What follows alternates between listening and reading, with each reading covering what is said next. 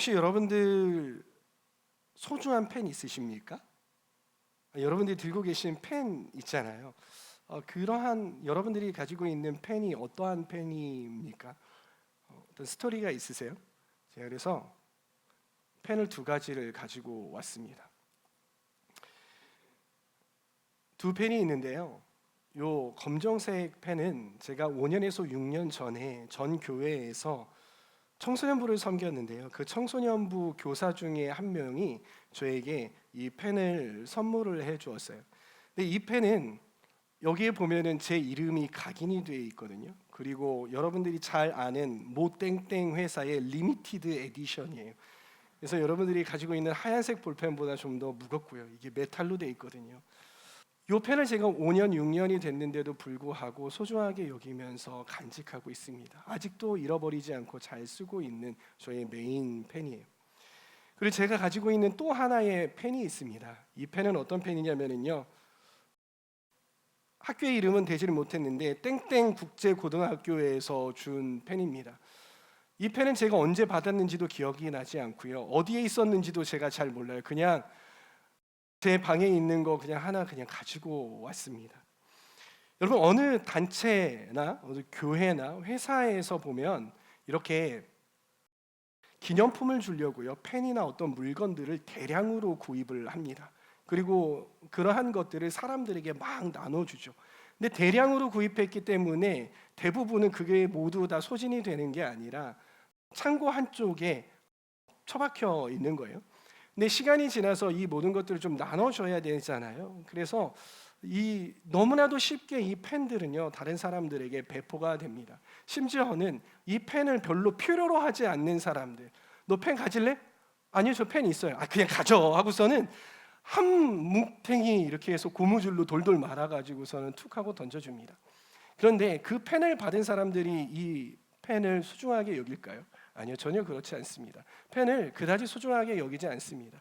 이 펜을 소중하게 여기지 않을 뿐 아니라 자주 부서지기도 하고요, 자주 잃어버리기도 하는 게 이 거저받은 땡처리 혹은 떨이 펜이라는 것입니다.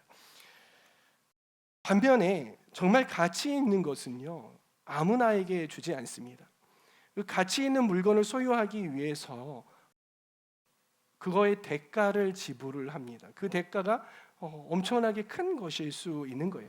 그렇게 대가를 지불하고 산 물건을 다른 사람에게 선물을 해 주잖아요.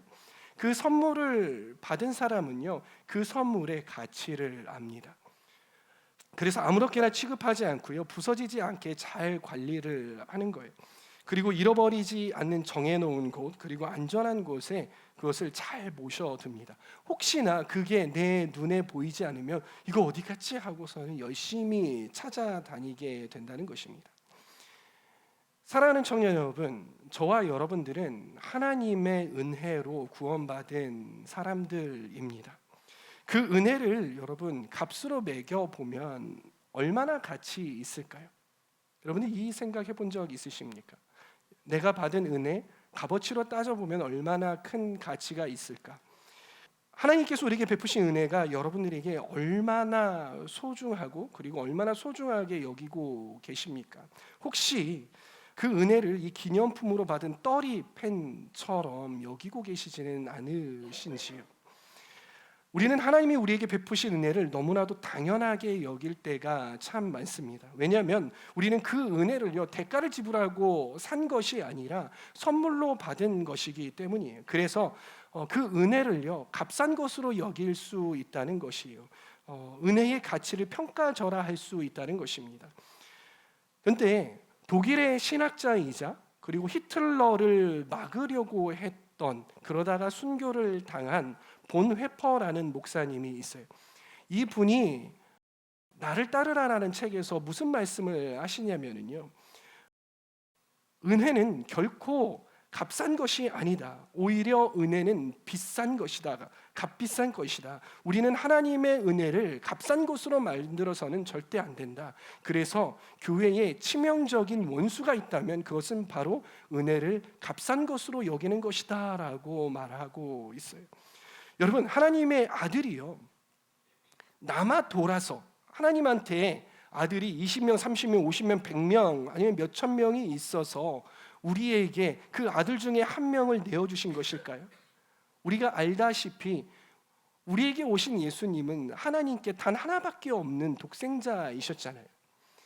제가 이러한 상상을 해봤어요. 누군가가 제 아들이 2명이 있는데 그 아들 중에 한 명을 다른 나라 사람들이 막 죽어나가고 있는데 그 나라를 살리기 위해서 아들 중에 한 명을 보내야 한다, 희생해야 한다라고 이야기를 하면 저는 어떨까? 나는 어떨까라는 그런 생각을 해봤어요.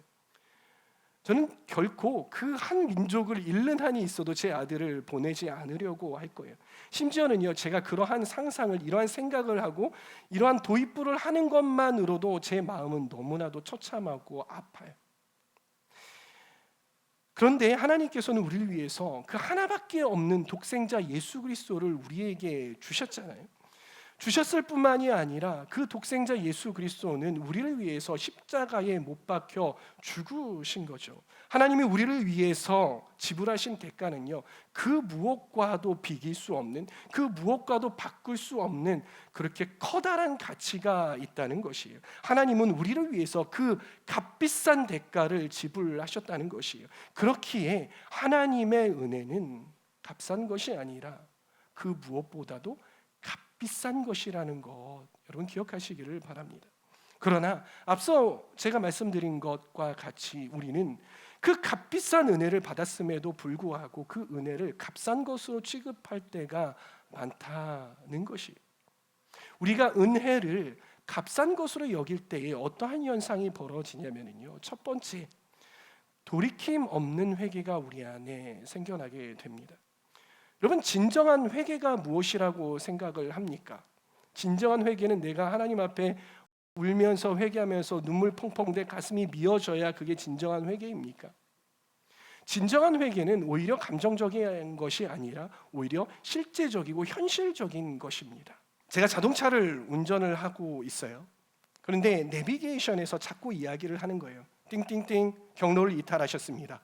잘못된 길로 가고 계십니다. 300m 후에, 그리고 500m 후에 유턴하세요. 여러분들은 이 이야기를 듣고 어떻게 하시겠습니까? 이러는 거죠. 내가 잘못된 길을 가네.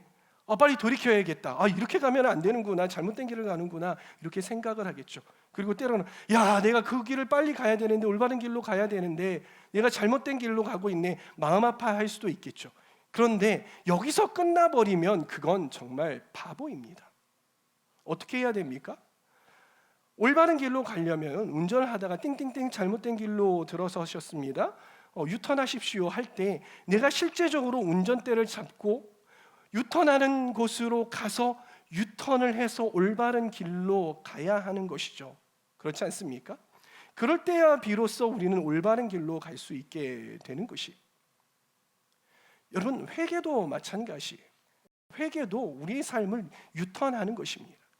우리가 하나님의 길이 아닌 죄악된 길로 갈 때에 우리 마음 가운데에 내비게이션인 성령님께서 띵띵띵, 너 지금 잘못된 길로 가고 있어요?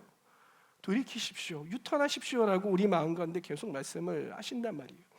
그럴 때에 우리가 실제적으로 그 말씀을 듣고 거기에서 내 마음이 아파가지고 질질 짜는 그 정도 수준이 아니라 실제적으로 그 음성을 듣고 돌이켜야 되는 거예요. 죄악된 길에서 돌이켜서 하나님의 길, 하나님의 뜻으로 실제적으로 돌이키는 것, 이것을 보고 진정한 회개다라고 이야기를 하는 것입니다. 그래서 진짜 십자가를 경험한 진정한 회개는요, 선택과 말과 행동이 수반되는 것이에요. 여러분이 아무리 죄를 적어서요, 나무 십자가에 콩콩콩콩 하고 박고 거기에서 그 콩콩콩 박은 거를 며칠 뒤에 불로 태우고 그 불로 태우면서 흑흑흑 하고 울어 제끼면서 가슴을 아무리 쳐대도요, 실제적으로 우리의 삶이 하나님의 뜻으로 돌이키지 않으면 그것은 가짜 회개라는 것이에요. 그리고 그것은 하나님의 은혜를 값싼 은혜로 만드는 것이라는 겁니다. 사랑하는 청년 여러분, 저는 저와 여러분들 가운데에 진정한 돌이킴이 있는 회개, 진정한 십자가가 있는 그러한 회개가 있기를 소망합니다. 그리고 두 번째, 우리가 값싼 은혜를 가지고 있을 때에 어떠한 현상이 벌어지냐면요, 실천 없는 아멘이 벌어집니다. 이게 무슨 말이냐면요, 요즘 기독교인들은요 참 많은 지식을 가지고 있어요. 성경적인 지식도 참 많아요. 뭐 유튜브나 어디에서 뭐 어느 교수님이 이야기하는 거, 그리고 어느 누가 이야기하는 거 참 잘 듣고, 또 성경도 잘 읽어내려고 노력을 해요. 그래서 이 성경의 이 구절이 이야기하는 게 이게 아니라 진정한 뜻은 이거다라는 거 누구보다도 그 어느 때보다도 잘 알고 있고요. 그리고 이 성경의 배경이 무엇이고 이게 무엇을 요구하고 있는지 누구보다도 잘 안다라는 것이에요. 그런데 여러분, 우리가 그렇게 잘 말씀을 알면 무엇합니까? 그리고 때로는 이렇게 주일에 와가지고 말씀의 은혜를 받고 말씀의 감동을 받고 눈물을 흘리면 뭐하냐는 거예요. 그리고 우리가 영적인 체험을 많이 하면 무엇하겠습니까? 우리가 그 말씀을 하루에 단 한 구절도 실천하지 못하면 그건 아무 소용이 없는 거예요. 그럼 우리가요 100구절의 말씀을 암송하고 알잖아요. 그런데 그것을 실천하지 않는다면요, 내가 단 한 구절만 알고 실천하는 것보다 못하다라는 것 여러분 기억하시기를 바랍니다. 여러분, 왜 우리가 말씀을 실천하지 못할까요? 그것은요 은혜를 귀한 것으로 여기지 못하기 때문인 거예요. 하나님께서 우리를 베푸신 그 은혜를 귀한 것으로 생각하지 않고 또 하나님을 경외하지 않기 때문에 그 말씀을 읽고 그 말씀에 감동이 되지만 그 말씀을 우리의 삶 가운데 실제적으로 풀어놓고 실제적으로 우리의 삶을 움직여서 그 말씀대로 살아갈 수 없는 것입니다. 사랑하는 청년 여러분, 내가 받은 은혜를 값진 은혜로 인정하시는 저와 여러분들 되시길 바랍니다. 그래서 하나님을 사랑하고 경외함으로 그 말씀을 살아내기를 소망해요. 머리만 커지는 신앙인이 아니라 실제적으로 삶으로 살아낼 수 있는 그런 신앙인들이 다 되시기를 소망합니다. 우리가 은혜를 값싼 은혜로 여길 때에 나타나는 현상 세 번째는 제자도의 부재입니다. 여러분, 기독교는 어떠한 종교입니까? 기독교는요 내가 믿고 내가 잘 되는 그러한 종교가 아닙니다. 기독교는요 오히려 내가 죽고 내가 낮아지는 것이 기독교예요. 그런데 값싼 은혜가 이 예수 그리스도의 가르침과 예수 그리스도의 말씀을 훼손시켜 놓았어요. 값싼 은혜가 기복주의 신앙을 만들어낸 것이에요. 여러분, 큰 교회나 아니면은 막 방송에서 간증을 들어보면은요, 그 간증이 어떠하냐면 정말 유명해서 사회적으로 성공한 사람들이 앞에 나오는 거예요. 성공한 사람들이 나와서 하는 이야기가 무엇이냐면, 내가 하나님 앞에 헌신했더니, 내가 하나님 앞에 많은 헌금을 냈더니 하나님께서 나에게 복 주셔서 나를 세상에서 이렇게 성공하게 만드셨다. 여러분도 하나님께 헌신하시고 여러분도 하나님께 순종하셔서 여러분 세상에서 나처럼 복된 사람, 나처럼 성공한 사람 되십시오. 이렇게 간증을 하더라는 거예요. 여러분, 어떤 의미에서 맞죠? 예수 그리스도를 믿으면 복을 받아요. 그러나 이게 진정한 간증이 아니다라는 것이, 이거는 그냥 내가 돈 많이 벌었다, 나 출세하고 성공했다라는 것 알리는 행위 정도 아닙니까? 기독교는 그렇게 수준 낮은 종교가 아니라는 것을 여러분 기억하시기를 바래요. 여러분, 예수님의 가르침이 무엇입니까? 예수님의 이 성경을 읽어보면 예수님의 가르침이 무엇이냐는 거예요. 그것은요, 예수님은요 제자들에게 세상에서 큰 자가 되라, 세상에서 유명한 자가 되라, 세상에서 성공한 자가 되라라고 말씀하시지 않으세요. 오히려 예수님께서는 너희가 높아지려거든 낮은 자가 되어야 된다라고 말씀하시고요, 원수를 사랑해야 된다라고 말씀을 하세요. 그리고 너희는 움켜쥐지 말아라, 너희 권리를 포기해라, 너희의 것들을 내려놓아라라고 말씀하시는 게 예수님의 가르침이라는 거예요. 그리고 너희는 나를 따르려거든 너희의 것들을 내려놓고 나를 따라야 한다라고 말씀을 하시고요, 너희가 나를 따르는 길은 너희의 십자가를 지고 가는 그런 길이라고 말씀을 하세요. 그리고 너희가 나를 따를 때에 환난과 핍박과 어려움이 너희 가운데 있을 것이다라고 말씀을 하시는 게 예수 그리스도의 가르침이고, 또한 예수 그리스도의 가르침은 너희가 나를 따를 때 그 환난과 박해와 핍박을 십자가를 달게 받아야 한다라는 게 예수 그리스도의 가르침이에요. 아니 그렇습니까? 우리가 읽은 성경이 진리이면 예수님께서는 우리에게 그렇게 가르치셨다라는 것입니다. 어떤 불이익이 와도 하나님 나라를 너희는 선택해야 한다. 너희의 목숨이 날아가도 하나님 나라를 선택해야 한다라고 말씀하고 계시다라는 겁니다. 여러분, 우리 크리스찬이 어떻게 그럴 수 있습니까? 여러분, 인간적인 눈으로 바라보면 그 길은 초라한 길이잖아요. 정말 바보 같은 길이잖아요. 그러나 하나님 나라의 눈으로 보면은요, 그 초라하고 그 좁은 길, 그 좁은 문이 축복의 길이고 우리가 정말로 행복할 수 있는 그런 길이라는 것이 보인다라는 거예요. 우리가 받은 은혜는요, 그 비밀을 알게 해주는 귀중한 은혜예요. 우리가 진정한 은혜를 받았다면은요, 그 하나님 나라의 길이 얼마나 가치 있는 길이라는 것을 알게 된다는 것입니다. 그러기에 하나님의 은혜는 우리를 그 제자의 길로 초대하고요, 또한 우리로 하여금 그 제자의 길을 걷게 만든다는 거예요. 그 길이 아무리 어렵고 그 길이 아무리 고독하고 외로울지라도 그 길을 걷게 만드는 것이 하나님의 값비싼 은혜라는 것입니다.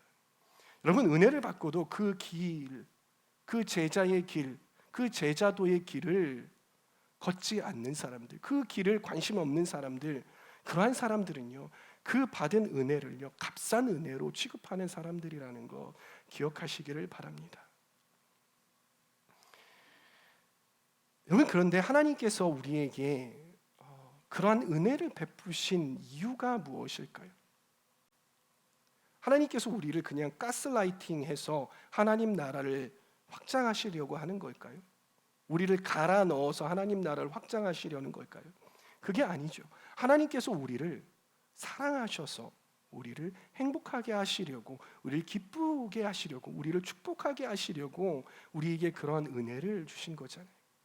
하나님이 세상을, 하나님이 나를, 하나님이 당신들을 이처럼 사랑하사 독생자를 주셨으니 이는 그를 믿는 자마다 멸망치 않고 영생을 얻게 하려 하심이라.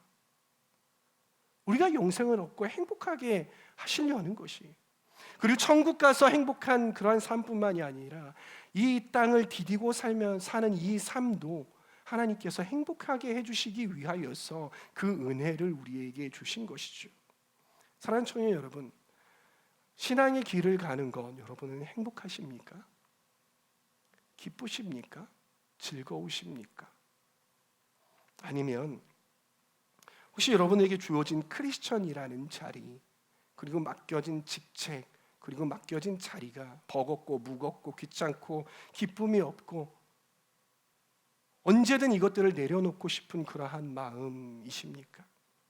이 말씀을 읽으면서 함께 생각해 보시면 좋겠습니다. 마태복음 11장 28절에서 30절까지의 말씀입니다. 함께 읽습니다. 수고하며 무거운 짐을 진 사람들은 모두 내게로 오너라. 내가 너희를 쉬게 하겠다. 나는 마음이 온유하고 겸손하니 내 멍에를 메고 나에게 배워라. 그리하면 너희는 마음의 쉼을 얻을 것이다. 내 멍에는 편하고 내 짐은 가볍다. 예수님께서 하시는 말씀이 무엇입니까? 28절에 수고하고 짐진 자들은 다 내게로 오라. 내가 너희를 쉬게 하리라 라고 분명히 말씀하고 계시죠. 여기까지 읽었을 때에는 이야, 내가 예수님께 달려나가야겠구나 하고선 열심히 뜁니다. 그런데 29절이 선포가 되면서 갑자기 달리던 발걸음을 끽 하는 거예요. 29절 뭐라고 말씀하십니까?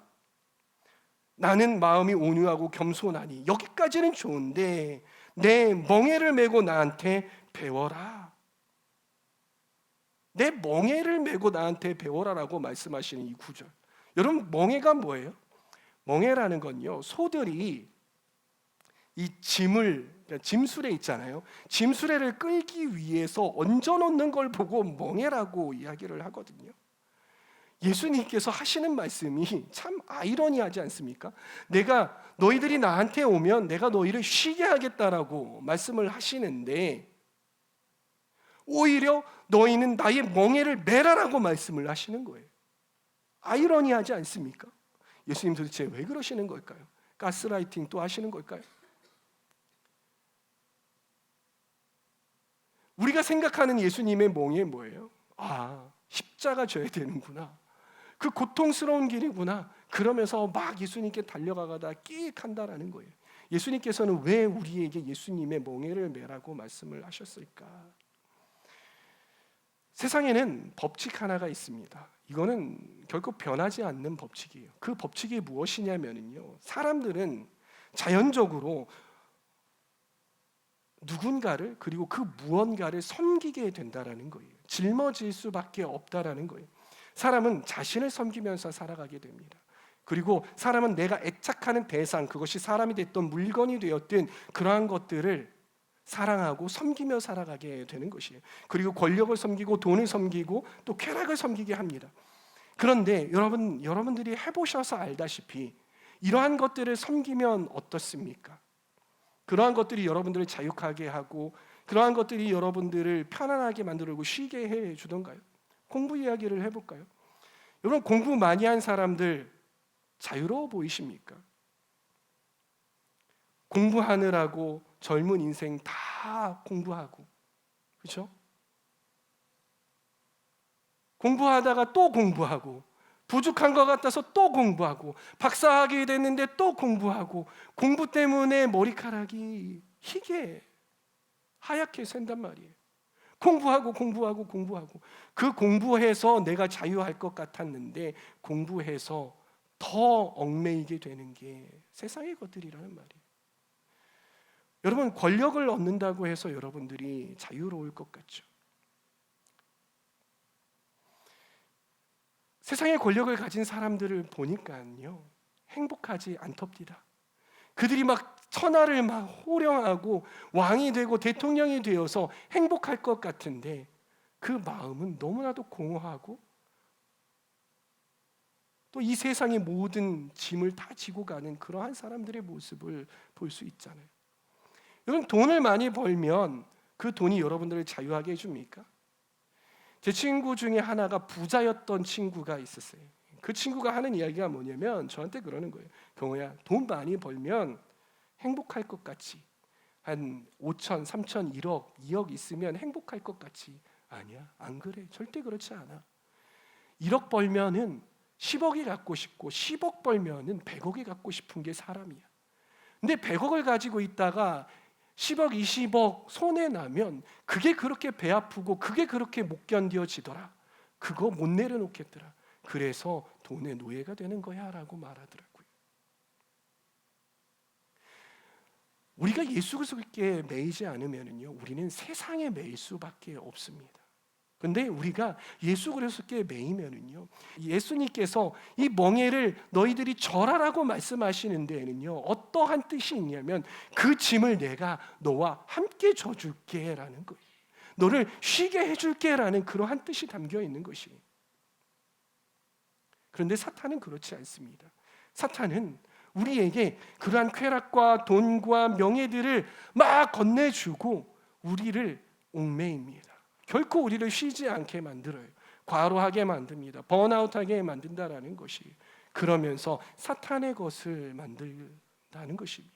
우리로 하여금 하나님을 섬기지 못하게 하고 진정한 쉼을 빼앗아 간다는 것입니다. 여러분, 우리가 예수님께 매이면은요, 예수님은 우리에게 진정한 쉼을 가져다 주신다는 사실을 여러분 기억하시길 바래요. 우리가 지는 멍에와 짐이요, 여러분들이 지고 있는 그 멍에와 짐들이 무겁고 힘겹고 어렵다면은요, 그건 뭔가 문제가 있는 거예요. 여러분들의 마음이 하나님의 일을 한다고 하면서도 그게 어렵고 지치고 힘겹다면은요, 하나님의 일이야라고 생각을 하면서 진짜로는 어쩌면 나의 우상을, 내가 애착하는 것을 지고 가는 것일 수 있다는 것입니다. 우리가 진정으로 예수께 매이지 않으면 우리는 사탄에 매일 수밖에 없습니다. 그렇기에 저와 여러분들은 다른 것에 매이지 아니하고 온전히 예수께 매일 수 있는 그러한 사람들 되시길 바랍니다. 그래서 진정으로 행복한 삶을 살아갈 수 있는 저와 여러분들 되시기를 바래요. 성경에 보면은요, 이 예수님께 아주 단단히 매인 사람이 있습니다. 누구입니까? 어떤 사람이 생각이 나세요? 저는 사도 바울이 생각이 나요. 사도 바울이요, 이런 말씀을 하시죠. 빌립보서 3장 12절 말씀 함께 읽어볼까요? 시작. 나는 이것을 이미 얻은 것도 아니며 이미 표점에 다다른 것도 아닙니다. 그리스도 예수께서 나를 사로잡으셨으므로 나는 그것을 붙들려고 쫓아가고 있습니다. 사도 바울은요, 바로 이 예수님께 사로잡혔다고 이야기를 해요. 그렇죠? 예수 그리스도께 사로잡힌 사람이에요.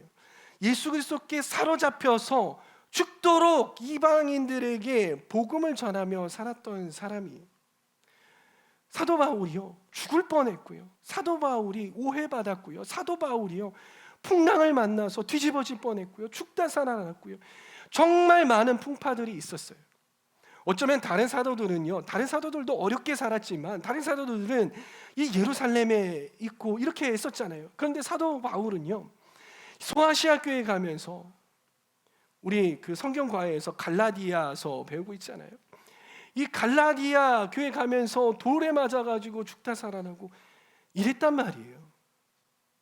근데 사도 바울이 마지못해서 그러한 일을 했던 것이 아니에요. 사도 바울은 기쁨과 행복으로 그러한 사명을 감당하며 나아갈 수 있었던 것입니다. 여러분, 이 사도 바울이 어떻게 그 길을 걸어 나아갈 수 있었을까? 어떻게 행복하게 그 길을 걸어갈 수 있었을까? 우리 말씀 두 구절을 보도록 하겠습니다. 첫 번째, 고린도전서 15장 10절 말씀 함께 읽습니다. 시작. 그러나 나는 하나님의 은혜로 오늘의 내가 되었습니다. 나에게 베풀어 주신 하나님의 은혜는 헛되지 않았습니다. 나는 사도들 가운데 어느 누구보다도 더 열심히 일하였습니다. 그러나 이렇게 한 것은 내가 아니라 나와 함께 하신 하나님의 은혜입니다. 사도행전 20장 24절 시작.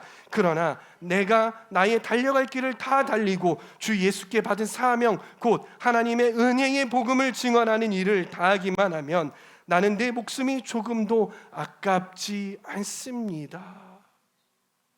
여러분, 이 사도 바울이 복음을 위해서 더 열심을 내고 복음을 위해서 목숨까지도 내놓을 수 있다라고 고백할 수 있었던 비결이 무엇이겠습니까? 그것은 바로 하나님의 은혜였다라는 것이.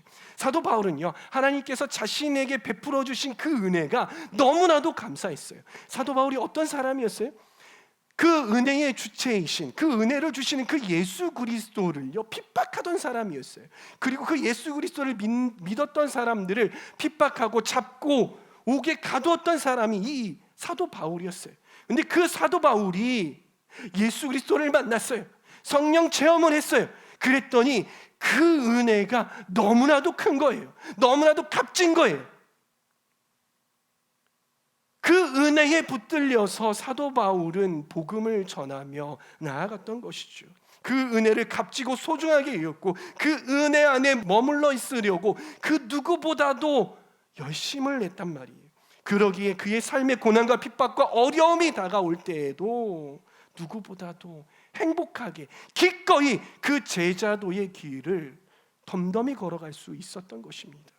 사랑하는 청년 여러분, 저는 저와 여러분들이 예수님 안에서 이렇게 행복하게 제자도의 길을 걸어 나아갈 수 있는 저와 여러분들이 다 되시기를 소망합니다.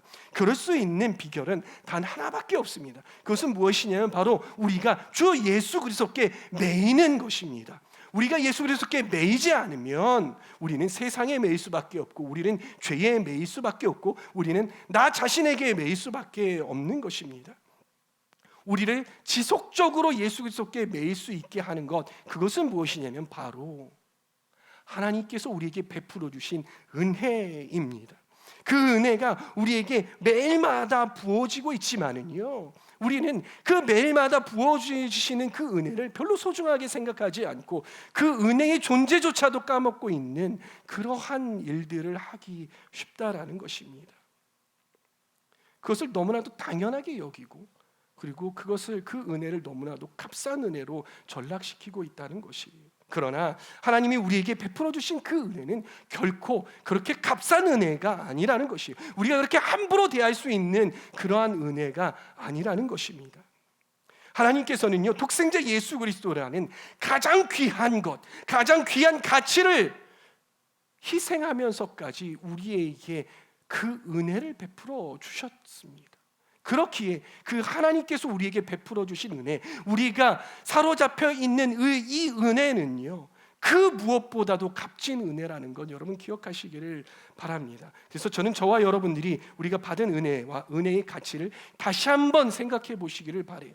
나는 정말 그 은혜를 그렇게 값진 것으로 여기고 있는지, 내가 정말 떠리팬을처럼 그 은혜를 여기고 있는 건 아닌지 한번 돌아보셨으면 좋겠어요. 그리고 그 은혜를 소중하게 여기며 그 은혜 안에 다시 한번 거하며, 그리고 그 은혜에 붙들려 예수 그리스도의 제자로서 덤덤하게 담대하게 예수님을 따라갈 수 있는 저와 여러분들 다 되시기를 소망합니다. 아멘.